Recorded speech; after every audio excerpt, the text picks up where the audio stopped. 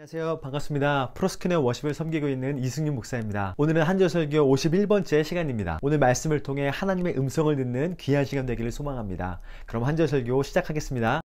오늘 본문은 창세기 12장 10절 말씀입니다. 제가 읽겠습니다. 그 땅에 기근이 들었으므로 아브라함이 애굽에 거류하려고 그리로 내려갔으니 이는 그 땅에 기근이 심하였음이라. 가나안 땅에 기근이 들자 아브라함은 애굽으로 내려가는 선택을 합니다. 그 당시 최대 강국이었던 애굽으로 가서 기근을 버티려고 한 것이죠. 이 선택은 인간적인 기준으로 볼 때는 지혜로운 선택이라고 할 수 있습니다. 하지만 영적인 시각으로 볼 때는 잘못된 선택이었습니다. 왜냐하면 가나안은 영적인 나라, 애굽은 세속의 나라를 상징하기 때문이죠. 아브라함이 가나안을 떠나 애굽으로 갔다는 것은 영적인 것에서 세상적으로 갔다는 의미인 것이죠. 11에서 13절의 아브라함의 모습을 보면 아브라함이 뭔가 잘못되었다는 것을 금방 알 수 있습니다. 그가 애굽에 가까이 이르렀을 때에 그의 아내 사레에게 말하되 내가 알기에 그대는 아리따운 여인이라.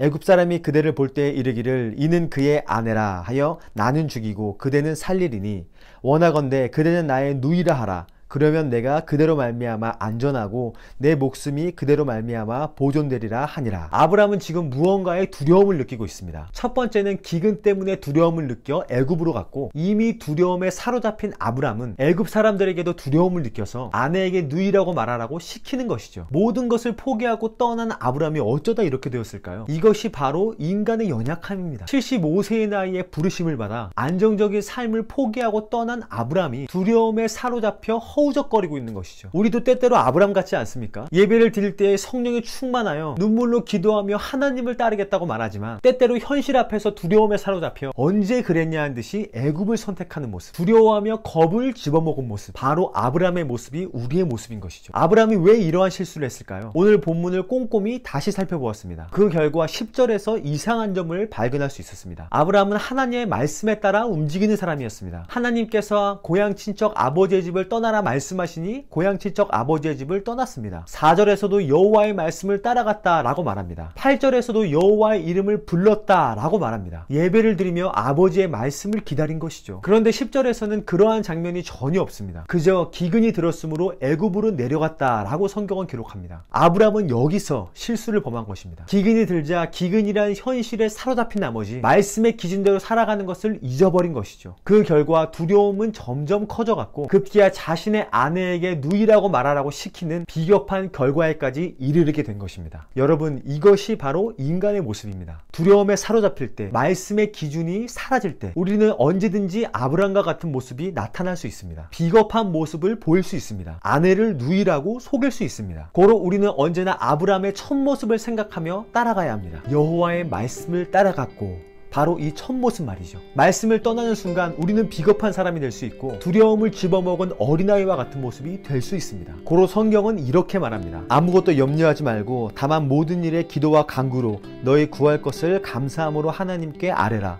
그리하면 모든 지각에 뛰어난 하나님의 평강이 그리스도 예수 안에서 너의 마음과 생각을 지키시리라. 첫째로 성경은 말합니다. 아무것도 염려하지 마라. 두려워하지 말라는 것이죠. 현실을 보며 두려워하지 말라는 것입니다. 두 번째로 성경은 말합니다. 모든 일에 기도하며 감사함으로 하나님께 아뢰라. 그렇게 하면 결과는 하나님께서 너의 마음과 생각을 지켜주신다. 우리가 해야 할 것은 이것입니다. 두려움이 찾아올 때, 현실을 보며 낙담이 될 때 우리는 두려워하며 낙담하고 있을 필요가 없습니다. 전능하시며 전지하시며 온 우주를 창조하신 아버지께 감사함으로 기도하십시오. 그때 하나님께서 우리의 마음과 생각을 지켜주시며 우리를 승리케 하실 것입니다. 한 주도 감사함으로 기도와 간구로 승리하는 여러분이 되시기를 축복합니다. 오늘 적용 찬양으로 아무것도 두려워 말라를 선택했습니다. 이 찬양에 이러한 가사가 있습니다. 아무것도 두려워 말라.